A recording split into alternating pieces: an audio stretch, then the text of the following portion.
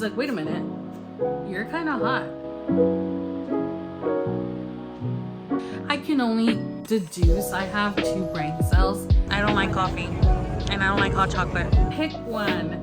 You cannot have them both. I've said it before, this is not why I choose. Hey, it's Ruby. Welcome to episode 3 of finishing series I'm in the middle of. We have 4 books on the docket today on the TBR to get through. I'm pretty excited for 2 of them. The other 2, I'm a little reluctant with them, but regardless, we're gonna get to all 4. Let's go through the TBR. So first up, we have Throne of Secrets, which is book 2 in the Prince of Sin series, which is a spin-off of the Kingdom of the Wicked trilogy. And the more I think about it, I really did enjoy Kingdom of the Wicked. Like, it wasn't the best trilogy I've ever read, but it was fun and entertaining, and I liked it. My favorite was book 2, my least favorite was book 3, and I actually think, I think this was part of episode 1 of this series, so I'll go ahead and link it up top in a card, but I did enjoy it, and I do think after reading Throne of the Fallen that you do yourself a disservice if you don't read Kingdom of the Wicked first. You don't have to, but I feel like it definitely helps the reading experience because you do a lot of like world building and meeting all the brothers and all that there, like all the characters. So I just feel like, you know, it's definitely beneficial to the reading experience to have read that first. So that's going to be up first. And then I also want to read Skyshade by Alex Astor, which is book 3 in the Lightlark series now. I thought it was going to be a trilogy. Honestly, I'm kind of upset that it's not a trilogy because I don't know. I just, I thought that this was going to be it and like I was going to be happy. But no, it is not. There's going to be a 4th book coming out in 2025, followed by a 5th book. And I'm not sure what exactly they entail. From the limited research that I did, I gather that the 4th book is like a continuation to the series. I don't know if it's the last in the series. And then the 5th book is, you know, an extra book that she said that both Team Grimm and Team Oro girls would like. I'm not sure, but we went from 3 to now 5, and from what I hear, people have not been happy with Skyshade, so we'll see how that goes. I think it's more the ending and the fact that she's just kind of stringing them along. If you know, you know. Also, I want to finish the Gumiho duology. I read the first one, I think in the first episode of this series, which was, what was it called? Wicked Fox. And the second one's called Vicious Spirits. So I want to finish that duology. I didn't love the first one, and that's mainly the reason that I want to read the second one, to see if it's just okay. Like, maybe I'll just part with it and make more space on the shelves. But if I love it, then I'll keep it. But I'm pretty good at unhauling things that I don't love. So there's that. And then the last one we'll tackle is called, what is it called? I don't even know what it's called because I don't own it. I have my iPad here, which I never use. My husband actually was like talking about it yesterday, how I never use it. And he's right, I don't. It's pretty old, but Sailor Mars. So this is called the Flesh and False Gods series. First book was Immortal Longings, and the second book is called Vilest Things. And apparently it's going to be book 3. It says Untitled, coming out in 2026. I don't know why I thought this was a duology. Wow, a fail on my part. Limited research at its finest, folks. But I will be reading it because I liked Immortal Longings. I don't remember what I gave it. Let's see. It looks like I gave it 3 stars. So I liked it. It was good. It wasn't great. If the second one is not great, then I won't buy it and I'll just continue on doing like ebook stuff. But yeah, I think we're going to start off with Throne of Secrets because I have the audiobook on Libby. And honestly, I'm excited because I didn't love the first one. And I feel like it was a part of a vlog somewhere, maybe. If it is, I will link it up here. I can't remember, but it was a book that I was very, very excited for, and I didn't love it. I just felt like a whole lot happened and it had no point. but I'm remaining hopeful. We don't know much about Gluttony. We're going to be following the Prince of Gluttony, and all we know is that he's been feuding with this reporter forever, for ages, and everybody knows about it. His brothers are always teasing him about it, and that's what I'm saying. Like, you start getting these little bits of info from the initial trilogy about the brothers. And so, yeah, but I feel like they also talk about it in the first book. So let's start with Throne of Secrets. Hi, I'm literally standing in front of the window because it is 12:45 and it is already super freaking dark here. Like, super freaking dark. I don't know if you can see behind me on how dark it is, but I'm holding up the camera because we're trying to do what we can. So I do have an update for Throne of Secrets, so let's talk about it. This is definitely a Cinderella reimagining, which I did not know was going to happen, but it very much is. Because our main character, which I can't even remember her first name, because Gluttony always calls her Miss St. Lucian, like by her last name. But she is a reporter and she's got an evil stepmother, and she has a stepsister, a half-sister actually. Or is she a stepsister? Well, I think she's a half-sister, but the sister's not evil, at least not yet. I'm 6% in, almost 50% in, and the sister seems to like her. She seems to not be evil, but with the latest the latest thing that unfolded, I feel like there's potential for there to be friction between them because of what happened. So I was right that we're following Prince Gluttony and the reporter that he was always feuding with since the very beginning. And now I've confirmed that, like every book's going to talk about how there was like a big main curse that was affecting all the realms and how that was broken in Kingdom of the Wicked trilogy. So if you didn't read it, then you just don't see how it's broken. But the point is that it was broken, and now each realm is just left with like a small curse. It's plaguing them in different ways, but they don't know what it is. Like, they have to figure it out. And in the first book, Envy figured it out. He played the game and he broke the curse. In this one, Gluttony has an idea. Like, he feels like this conflict that's happening with the dragons is part of his kingdom's curse. So yeah, I feel like you should just, if you haven't read them, read them first before you read these. Anyway, so yeah, we're following along, and honestly, nothing much has happened other than us meeting our characters and getting like the setting of the story and just, the setup. It's just been the setup, but honestly, I'm kind of liking it, which is interesting because I felt like a lot more happened in the first book than this one, but I think that I ended up getting overwhelmed with that first book. Like, I felt like too much happened for the sake of just having stuff happen, and this one has been really chill and low-key, and maybe I'm just in the right headspace for it, but I've really enjoyed my time with this one so far. Nothing really crazy's happened. They just quip with each other, and that's it. And there's another little thing happening, but I'm not going to spoil that for you. But yeah, I really like it. I feel like the Cinderella aspect is working for me so far. We have seen the other princes of hell. We've seen all of them except for Sloth, maybe. No, I think we did see all of them. But yeah, I think it's got potential for sure. So I'm happy about that. And right now, the latest thing that happened. So like I said, there's like the conflict with the dragons, right? Seemingly. And just like any government would, the princes of hell are like, well, we need to distract the public. We don't want them to find out about this. So how about you host this like bachelor type contest to get a wife? And Gluttony is not about that life. He's like, what? No. Like, why don't you all do it? And they're like, it's your realm's problem.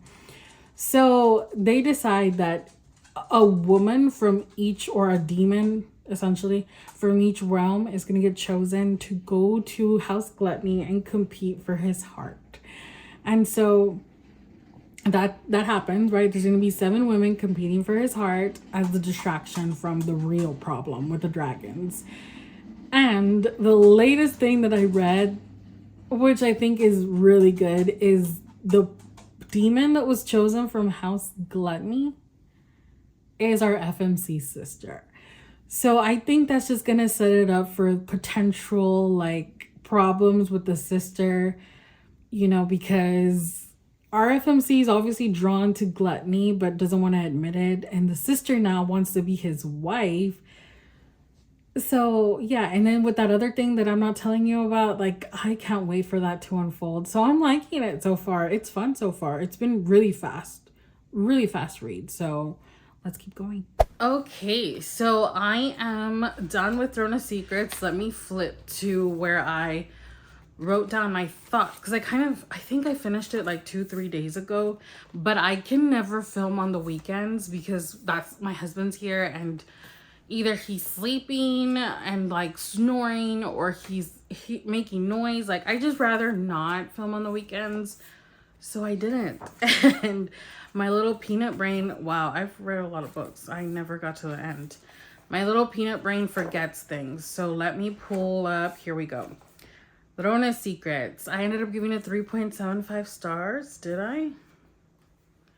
I sure did. Okay, 3.75 stars.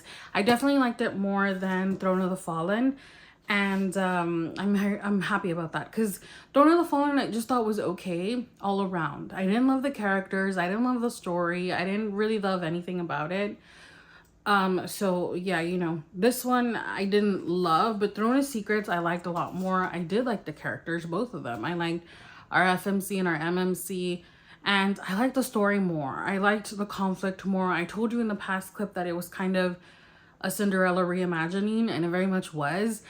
I will say that there was a device in there that I do enjoy.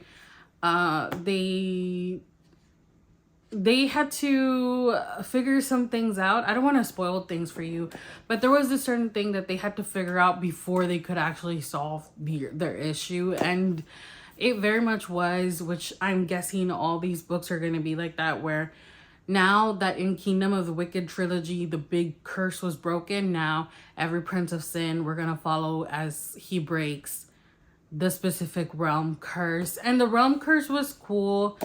It wasn't like anything special, but it had to do with dragons, because Gluttony, I believe, is the northernmost kingdom, House Gluttony, and so there's a lot of snow and it's like cold, and the ice dragons live over there. So yeah, I like that. I like reading about the dragons, and it was dragon centric, the issue, so I liked that. I did not guess who the villain was. I thought it kind of misdirects you thinking that it's somebody, and it wasn't. I was happy that I was wrong. I didn't think too much about it, but in the end I was like, okay. And I wasn't blown away or anything. Like I said, it was just okay, but I know a lot of people love these books. I just don't. What I did like about this one was that they are spicy books. They are spicy books at their core, but there was a lot of just angst in this, because they were very much enemies to lovers. They have spent like a decade hating each other. So, it wasn't an immediate hookup situation. So I like that. I really, did. And all in all, I thought it was a solid book. I did enjoy it. I do think that the Princes of Sin kind of read the same. They're all very lusty. So, I'm curious to see how actual Prince Lust book's gonna be. Because they say that he's the most sexually driven of the bunch, which, damn. What do we pick up next? I think next we're gonna do, what is it called? Vilest things.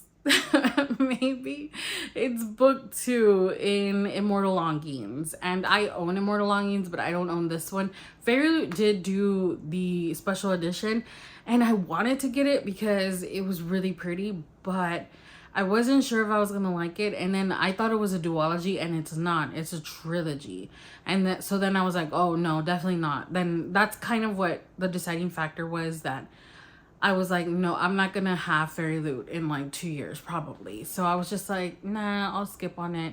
And if I want to purchase the subsequent books, then I'll just order the UK covers, because that Fairy Loot one has the OG Immortal Longing's UK cover. So I'll just do that if I end up loving it. So I'm gonna start that one. I do have the audio of it. So let's go ahead and see if it picks up where the first one left off, because the first one ends up with like, it's very much cliffhanger. What's like a reveal at the end, and we'll talk about it a little bit more once I start it.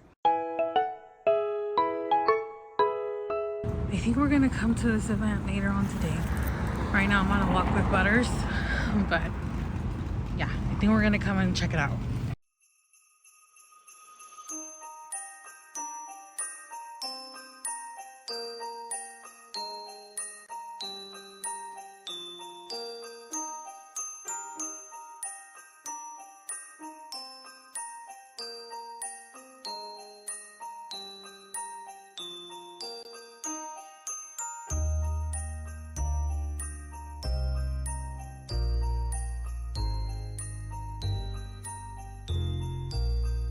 Buddy's getting coffee. What are you getting?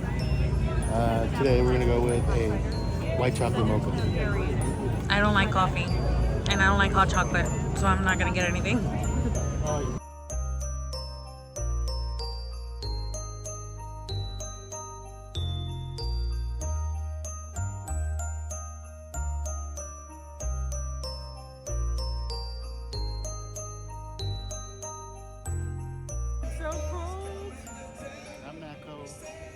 Count down from 10 with me. 10, 9, 8, 7, 6, 5, 4, 3, 2, 1.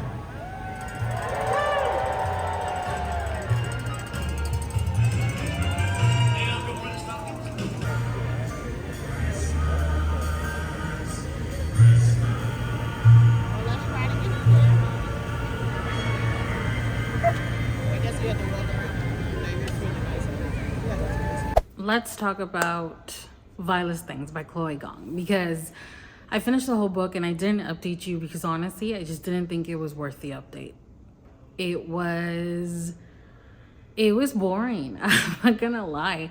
The end was good. The reveal that happened at the end, I felt like was a good reveal, but also kind of underwhelming, at least to me. I felt like this book was very unnecessary. It was just kind of filled with a bunch of stuff that dragged. It really dragged. I feel like I'm not into anything of this story. I'm not into the characters, the story itself. Like the romance, I don't believe the romance. I feel like it's super forced and kind of weird. I feel like forced is probably the best way to describe it. It does pick up right where book one, Immortal Longings, left off. Literally right where that left off, we pick up. So I did like that. We see how everything unfolded. But again, I just felt like this book was not necessary. And I, along with apparently everybody else, thought this was going to be a duology. And it's not. It's a trilogy, which I feel like it should have been a duology. It really should have. She really could have cut out so much of this book. So that being said, I'm probably not going to continue on to the third book. I want to know what happens, but I think I'm just going to get someone to spoil it for me just so that I can make my peace with it. But I don't think I'll keep going because honestly, it's just not worth it for me personally. And I feel like the first book that we read, Throne of Secrets, I didn't love it, but it was good. Like I want to keep going. This one, I'm not going to keep going. I'm glad that I didn't buy it because I was going to get the Fairy Loot exclusive one because I have book one, the Fairy Loot one, and I'm glad that I didn't. So even if every single book in this reading vlog is a fail, I'm happy that we did it because at least you know not to waste your time with these books. But I say that, I'm prefacing, oh, by the way, I think I'm giving it 2.5 stars. It didn't give. It really didn't. It was unnecessary. Kind of save your time. Apparently it's like a Cleopatra and Antony reimagining. I have watched that movie maybe like over 10 years ago, so I don't even remember it. Don't waste your time. 2.5 stars. Moving on to the next one, Skyshade by Alex Astor. And I said, like, even if all these books are a fail, at least you'll know.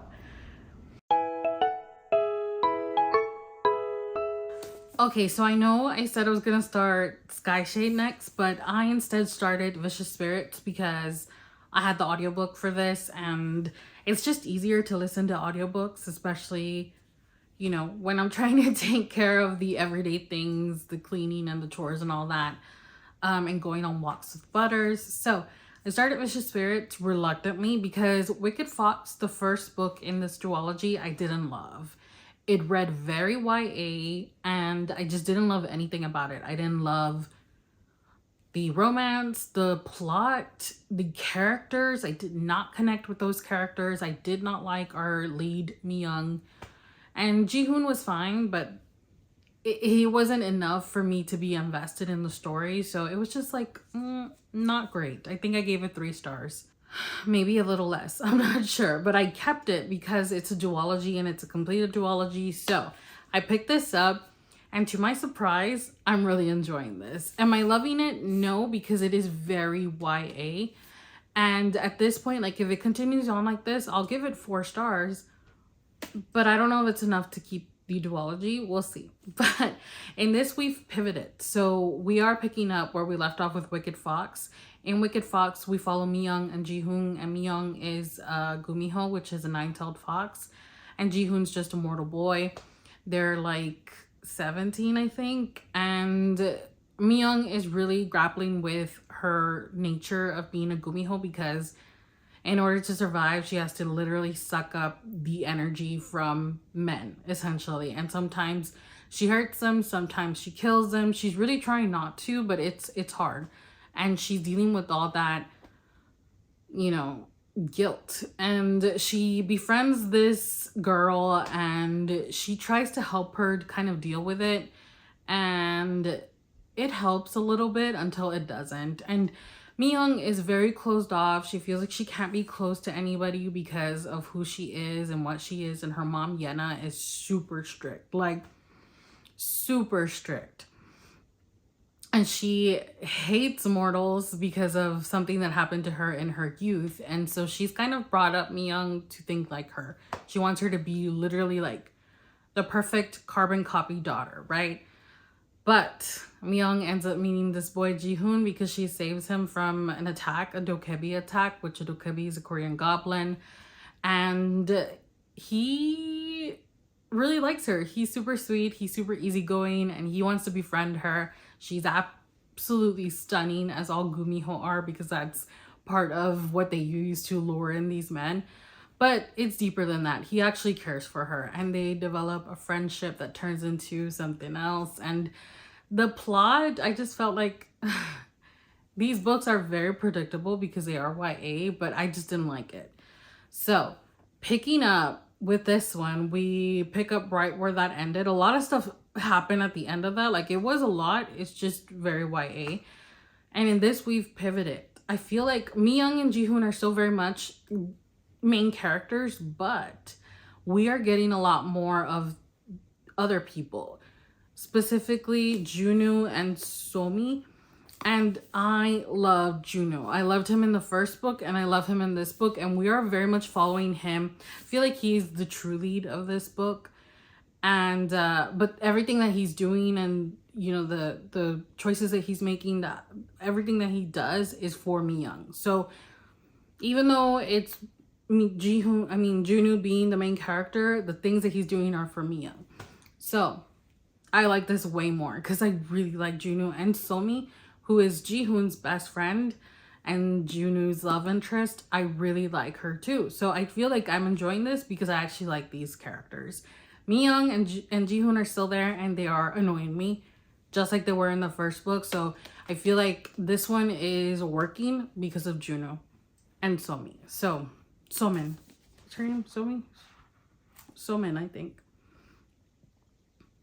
But yeah, the plot also is just way better in this book, in my opinion. I'm really enjoying this a lot more. They're again trying to find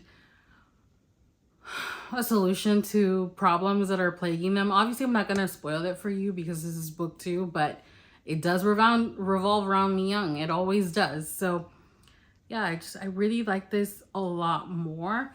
And I like that we are focusing quite a bit on Juno because he's a dokebi himself. He's incredibly handsome, but he also masks like all his deep feelings, like the hurt and the longing and the want, with humor. So he's pretty funny. But yeah, I'm gonna go ahead and finish this, and then I'll give you a final rating and final thoughts. Not gonna talk too much about it. Just keep in mind that it is a very YA duology. So if you don't like YA, you're not gonna like this, because it's very YA. Like, they act like teenagers, which is good. It's good for what it's supposed to be, but I'm probably just too old for it. Let's keep going and finish this out. Okay, so I have finished Vicious Spirits by Kat Cho, and wow, I was pleasantly surprised. I ended up really liking this book, which the reason I'm so surprised is because book 1, Wicked Fox, I gave it 2.5 stars. I really didn't love it. I didn't love the characters. I thought the FMC was pretty annoying. I mean, they are teenagers. This is YA. It just read like very, very YA. And I was like, I'm probably too old for this. Like, I'm not the target audience. And so I was like, probably gonna have to DNF this one. I think it was part of like a bookshelf ultimatum or something. I'll find the video and I'll link it in a card. But yeah, I was like, should I DNF this? I mean, should I unhaul this? And I decided to push through to book 2 because it's a duology. And anytime something's a duology, it's just way easier for me to push through because it's just 2 books and then you're done. This I ended up giving 4.25 stars. I am so happy that I ended up reading it. And for sure, the reason that I ended up liking this was, honestly, I felt like her writing very much improved from book 1 to book 2. The plot was interesting, and in book 1, like, the plot was okay, but it just seemed very juvenile. Like it was easy to know what was gonna happen and all that type of vibe. In this one, I really liked it. While it was still a little predictable, it was very satisfying, and I really, really enjoyed the story. Also, we get a shift of main characters. In the first one, Mi-young and Ji-hoon are the main characters, and this one, it's very much about Junwoo and a little bit about So-min being his love interest, but mostly about Junwoo. And he was so interesting to me. He was for sure the best character of the duology, hands down, 100%. Like, don't even come for me, don't even try and fight me, because I'm right about this. He was just like the best one. I really, really liked his character, and it's the reason that I ended up really liking this book. So I do recommend the duology only if you like YA, if you're okay with YA, if you can handle YA, especially when it's very YA, because this duology very much was. It's worth it for this book, in my opinion. And the first one's not like bad, it's just very YA, and your girl is old, so it wasn't for me. But I'm happy that I gave this one 4.25 stars. Moving on to the last book of this reading vlog, Skyshade by Alex Astor, which I already started it and I'm almost done with it. I think it says I have I think it's like 30 minutes left, so the end. And we're gonna read it together because up to this point, like, I told you that I had heard what all the girls were saying. They were upset. Something happens in the end that was upsetting, which I can only deduce. I have 2 brain cells that I know what it is that's gonna upset the girls. It just makes sense because everybody is rooting for this one guy in this love triangle. And it's like, okay, even if I'm not an author, like, what would I do to piss everyone off? I think it's obvious. So, but this is fantasy and things change. There's a lot of tropes in fantasy where things aren't permanent. And so that's just like my guess of what's to come. But man, Isla is annoying. She really is. She really is annoying. I am getting frustrated with her flip-flopping between dudes. Like, make up your mind. And seemingly she did make up her mind towards the end of the book on who she was gonna be all about. And if it ends the way that I think it's gonna end, I'm gonna be pissed too. Because what do you mean? She had to essentially, I don't want to spoil anything for you, but with any love triangle, she has to choose one. She can't have, this isn't why choose. Like, she's got to choose. And so the whole book, you're led to believe that she's going to choose the one guy. And she really does choose him at some point at the end, like near the end. But I just know that she's just going to fuck it up for all of us because she's so annoying. She really is. Oh man, I actually filmed myself reacting to the end of this, and then I like gave you all my thoughts, and I went to go edit this and the footage was nowhere to be found. I think I accidentally deleted it, which sucks, but it's okay. We can talk about it again now that things have, you know, really settled in. I feel like I can even talk about it better, maybe. There's not much to say, if I'm being honest. I feel like I told you pretty much everything that was going on, which was a whole lot of nothing. I felt like she had her moment with the one guy the whole book, and I was happy about that because Grimm is my favorite. He's my favorite. But then she sees Oro for 2.5 seconds and she starts thinking, well, she's like, wait a minute, you're kind of hot. And it's infuriating because, girl, what do you mean? Like, pick one. Pick one. You cannot have them both. I've said it before. This is not why I choose. So it's annoying. It's annoying that she's stringing along these stories and stringing along the love triangle. For what reason? Stop it. Stop it. But she's obviously not, because we're getting 2 more books. The ending, I mean, yeah, you get a reveal and it was like, okay. I mean, yeah, we figured she was going to do something crazy because it's very on brand for her, but I mean, it was okay. I was okay with that. What I wasn't okay with was the villain in the story, because the villain in this story just made no sense. We didn't get to spend any time with this villain. We just really are supposed to believe the villain and like everything that they're about, even though we really don't get to know them. We didn't connect with them because they just kind of were sprung up on us, and I hate that because I'm a villain girl. I like to be attached to my villains, and I feel nothing for this one because we rarely saw them. So that's something that I didn't love. That being said, I'm going to end up giving this one, what did I end up rating it? 2.75 stars, and I stand by those. Those 2.75 were all for Grimm, not for stupid Isla, or Isla, as the audiobook says, not for Oro, for Grimm. The girls that get it. The girls that don't will get it at some point, I feel like. Maybe. All in all, it was a successful week.